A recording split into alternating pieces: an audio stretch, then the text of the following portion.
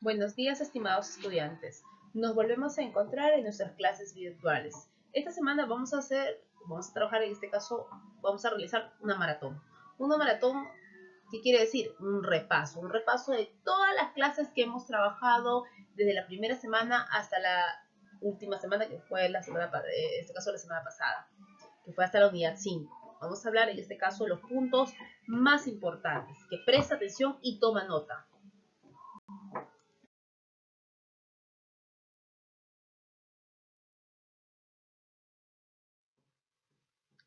En nuestra unidad 2, el Imperio Bizantino.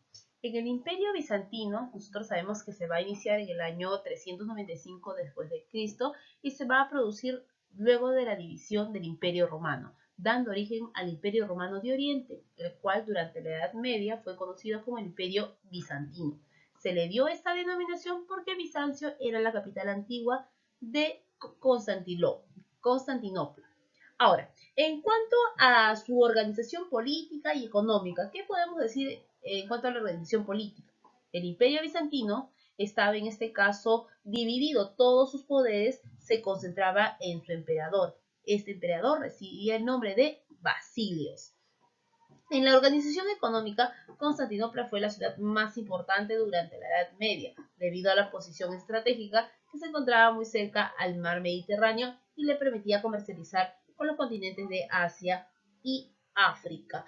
Ahora, durante los acontecimientos más importantes del imperio, podemos decir que tenemos el gobierno de Justiniano, que va a representar el momento de mayor apogeo y esplendor del imperio bizantino en lo político, económico y lo artístico. Entre las obras que va a realizar Justiniano tenemos las llamadas Corpus Juris Civilis Romanis, o también obra legislativa de Justiniano, que están divididos en las Codex, Pandectas, Institutas y Novellas.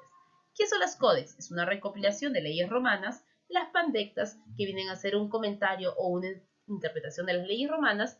Las Institutas, que es un manual de aplicación de los principios legales. Y las Novellas es comprendido por las leyes dadas por Justiniano. Entonces estos son los principales aportes, en este caso, de Justiniano. Pero tampoco no tenemos que olvidar que durante su gobierno se da el llamado cisma de las imágenes. ¿En qué consiste el cisma de las imágenes?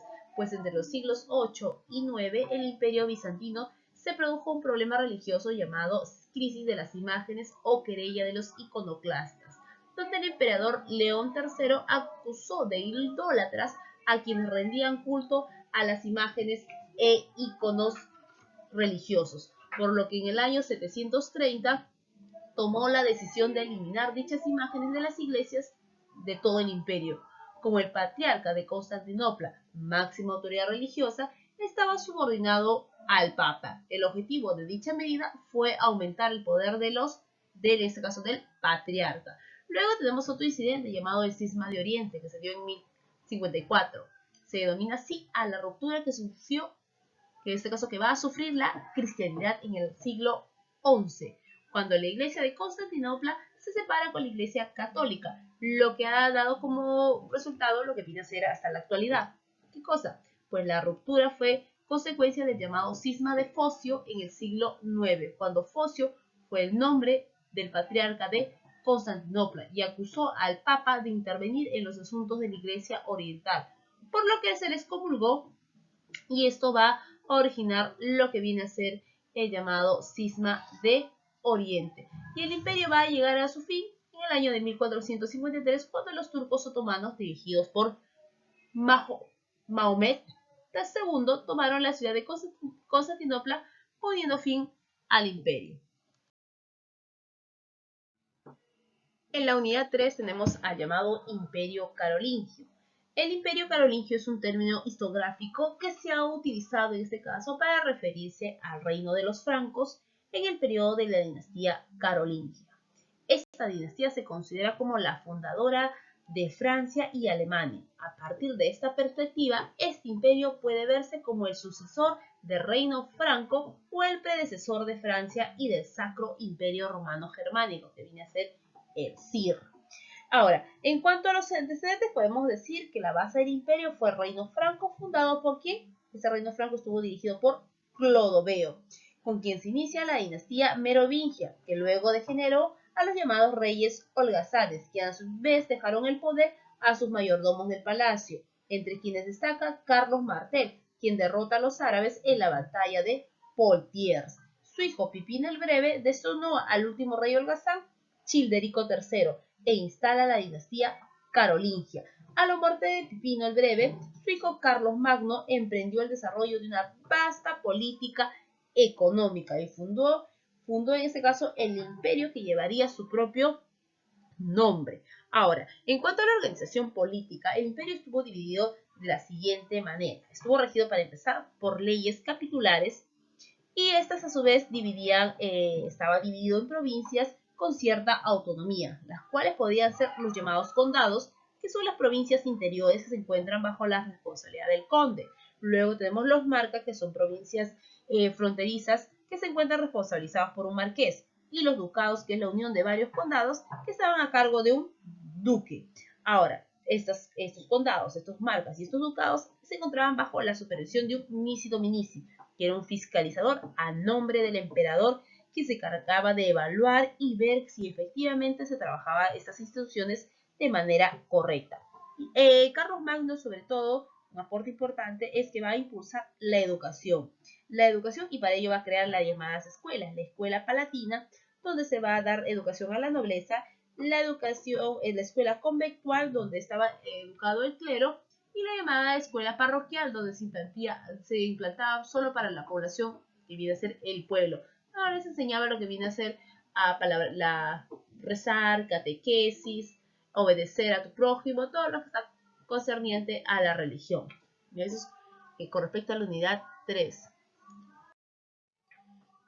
¿Qué podemos decir nosotros acerca del feudalismo, de nuestra unidad 4? Recuerden que el feudalismo es un sistema contractual de relación política y militar entre los miembros de la nobleza y, en este caso, los miembros de la nobleza y el vasallo.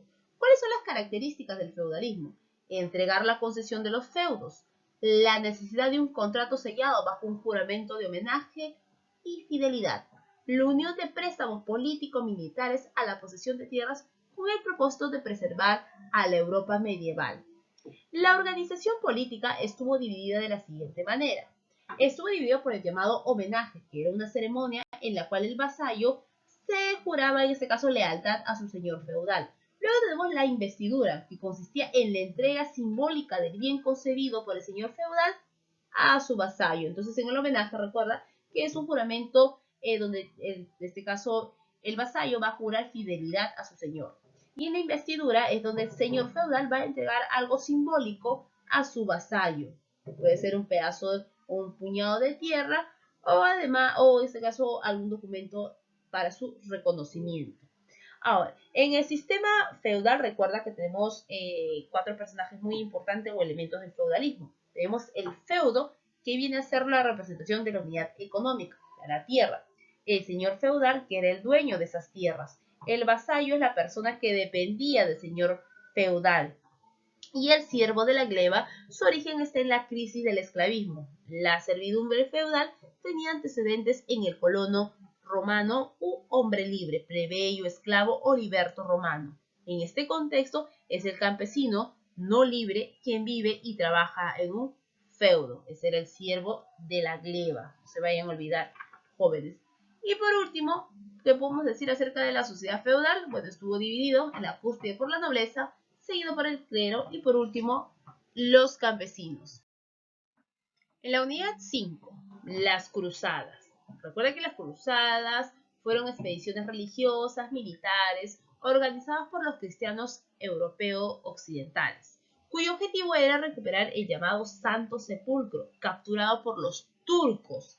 Sin embargo, detrás de esta finalidad religiosa, hubieron también intereses económicos. ¿Y cuáles fueron las causas? Fácil. Una de las causas religiosas fue la invasión de los turcos. Una económica fue la expansión de estos señores feudales. En el aspecto político, los papas buscaron fortalecer su poder, en este caso, frente al emperador del Sacro Imperio Romano. Y lo social es la oportunidad de lograr libertad y riquezas. Recordemos que el llamado Concilio de Clermont fue convocado por el Papa Urbano II con el fin, en este caso, de pedir ayuda al emperador bizantino Alejo Comneno frente a la invasión de los turcos. Recuerda que se van a realizar 8 cruzadas. De estas 8 solo vamos a ganar la primera cruzada. Y esta primera cruzada va a estar subdividida en una etapa popular y una etapa señorial. La etapa popular va a estar dirigido por Pedro de Anís o Pedro sin tierra,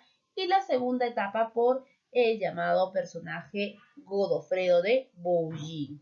Ya, luego tenemos nuestra segunda cruzada, donde va a participar en este caso Luis XVII de Francia y Conrado del Sacro Imperio Romano Germánico.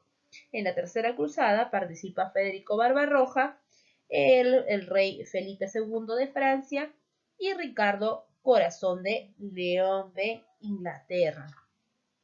En este caso, la cuarta cruzada, bueno, la cuarta, la quinta y la sexta y la octava, como les mencioné, fue un fracaso.